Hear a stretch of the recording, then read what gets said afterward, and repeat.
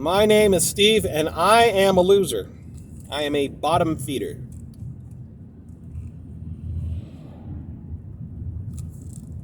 I take care of a handicapped person. That's my primary income.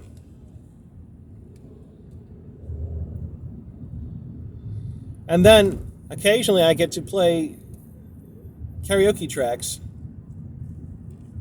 And karaoke KJs are the bottom feeders of the music industry because they don't even memorize other people's songs and perform them. They put the lyrics on the screen. And there is something about literacy that affects the memory. If you think to places that had an oral tradition, various cultures had an oral tradition, and then literacy is introduced, the habit of memorizing the stories and songs of a people and then passing it on to the next person, the next bard, the next, storyteller, that gets destroyed because you don't have to memorize it all now. You can read in the book and memorize the parts that are most interesting to you and disregard the rest. Same thing for music. There's very few songs I can actually sing without lyrics on the screen because now I don't have to exercise that facility. If there's a song I like and I generally know how it goes, I can just put it up on the screen and I can sing along. If anything, you might argue that as fun as karaoke can be, I am facilitating a lack of memorization of music. People perform on stage. They're not there with a fucking lyrics in hand. I mean, I've seen it a couple times. There was a video of Primus was covering a song by Dio, and they had it in hand, and that's fine. I'm not shitting on Primus for doing that. You want to do a tribute to music you love. You get up and do it.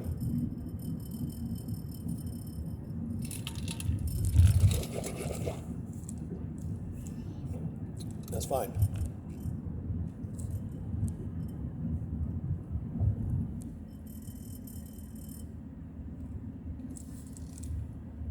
So I'm a bottom feeder, and I do discount mowing. I do discount service because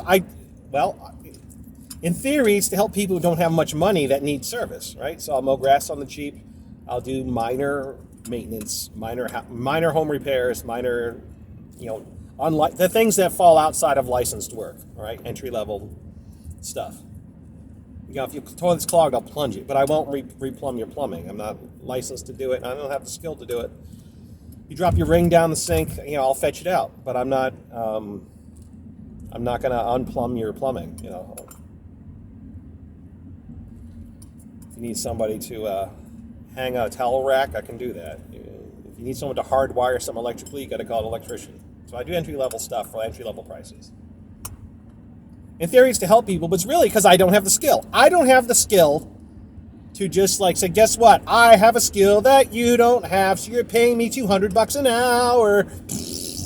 All right, I'm a loser. That's why I do this. Just be honest.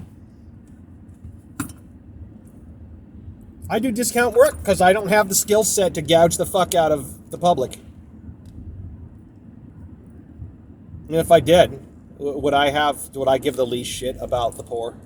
I'd be honest with myself. If I had money, would I care about the poor? I probably wouldn't. I'd be like, oh, whatever. I'll give a token charity contribution.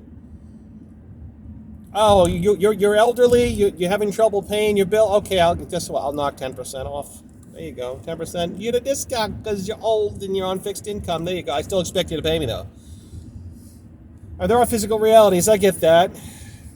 And the fact that I can't bend you over a barrel and sodomize you, I'm a loser. Because the winners do that. The winners in life put the rest of the world over a barrel and have their way with them.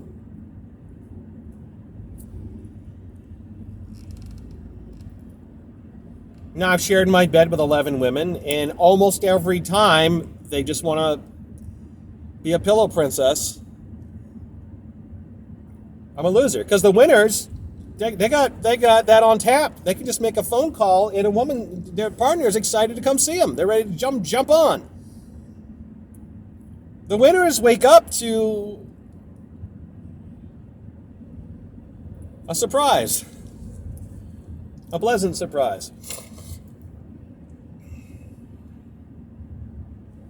Winners have friends who are actually genuinely happy to see them.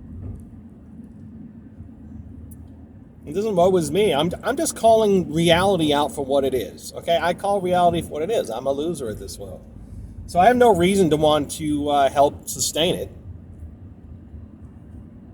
I have a sense of right and wrong. I have a sense of good and evil. I want to treat others the way I wish to be treated. All right, golden rule. That's good. I'm all about the golden rule. But it also makes me a loser because winners just treat others however they fucking want to. Not even about how they want to be treated. Just I'm gonna do what pleases me. That's what a winner does. A winner gets away with doing whatever the fuck they want.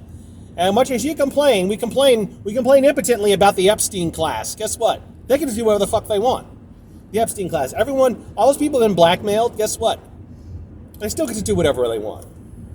With impunity. Now, what Epstein was known for as notoriously evil. When we think about these people that once you've actually partaken in that particular flavor of evil, the only thing left to do is be a fucking winner. Because if you don't, people are going to grab you and drag you down and have their way with you. They're gonna enact justice upon you if you get discovered. So the only thing left to do is just to get rich. Filthy, stinking, fucking rich by any means necessary, so you have the wealth to insulate yourself. You have the wealth to create plausible deniability. You have the influence and power to keep people away from you, to keep heads spinning, people chasing after, wild goose chases and so on. They're the winners. In fact, I think about, you ever watch Charmed? The classic Charmed. From the late 90s into the 2000s. There's a few episodes where there's a mirror universe. And so let me just set the stage. In the current universe, there's a balance of good and evil, with good slightly has the advantage. And that's where the three sisters, the heroes of the show, that's where they exist. And then there's a parallel universe where evil has the slight advantage, and evil is the norm. And so in the mirror universe, the demons are all good, and the angelic forces are evil.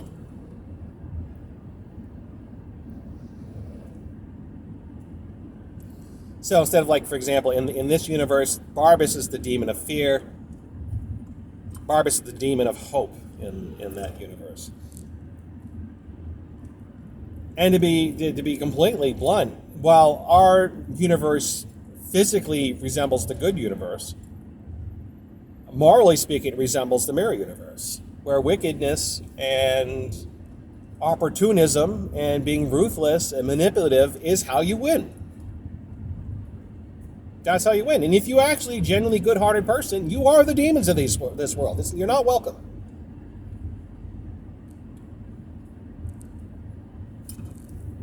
Like, the only saintly people that exist, in my opinion, in our civilization, I'm not talking about other parts of the world, in the United States of America, perhaps Canada, perhaps Western Europe, right? These European modern capitalist civilization, are people who are homeless. I'm not saying homeless makes you saintly. I'm saying that saintly people will end up homeless inevitably, because they will not make the moral compromises required to fit in. They will be marginalized. They will be working odd jobs, scavenging, bartering, the unofficial economy. They're the people who, like, they get a few dollars in their pocket and they'll eat a packet of beans and then buy cat food for the stray cats and dog food for the stray dogs and whatever. They're sharing food with stray animals. They're sharing what they have with other people. They have one shirt on their back and they'll give it to somebody else and then go look for another shirt. They're the saintly people.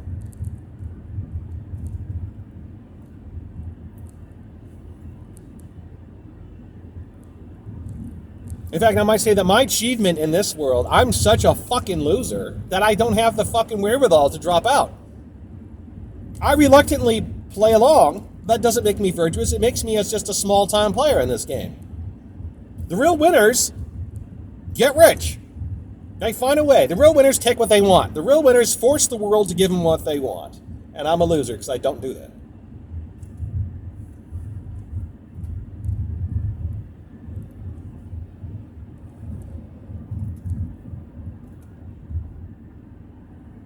So I'm not virtuous because I'm poor. I'm a working poor. I'm still fitting into the system. I don't have the wherewithal to do what others do.